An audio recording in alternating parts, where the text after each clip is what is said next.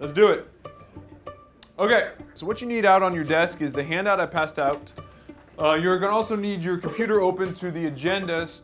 To be able to discern information online needs to be explicitly taught. When we go online, these 3 questions become the questions that you want to try to engage with.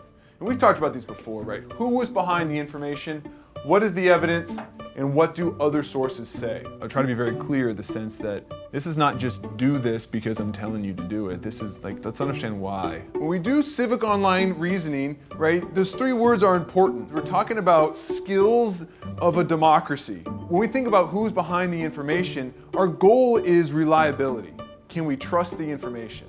To do that, the skill to implement a sense of reliability is lateral reading.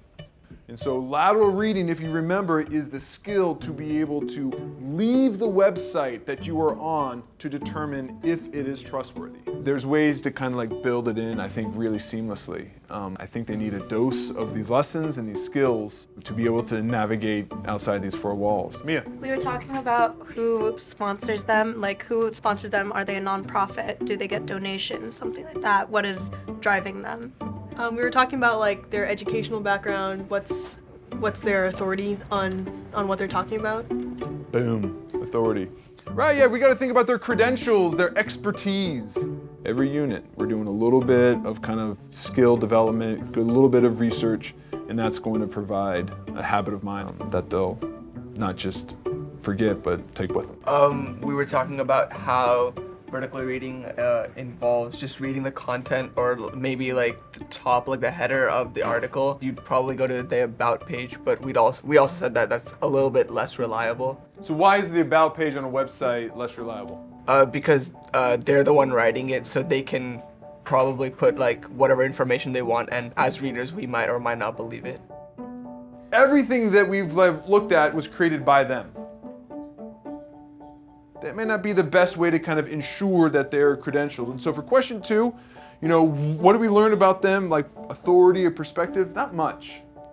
It is not rocket science to teach some of these concepts, but it is about explicitly teaching it. And so they are very willing to kind of take this advice and to do the necessary steps because they, like anybody, don't want to be duped. So I'm gonna give you 5 minutes. Work in, trying to answer questions 1 through 4, do a lateral reading.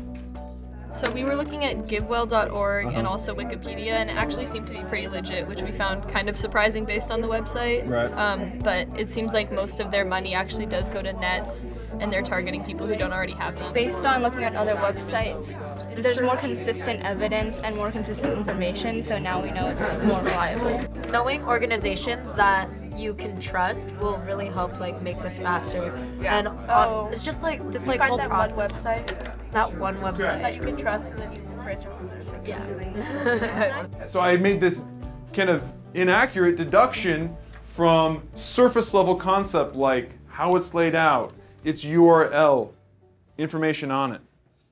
Okay, let's practice one more time. Teachers, I'm sure, around the country are kind of feeling, you know, how can I support this?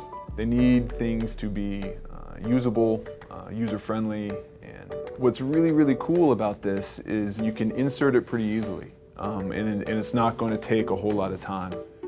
It is teaching my students relevant skills that they'll need to be an engaged participant in this democracy.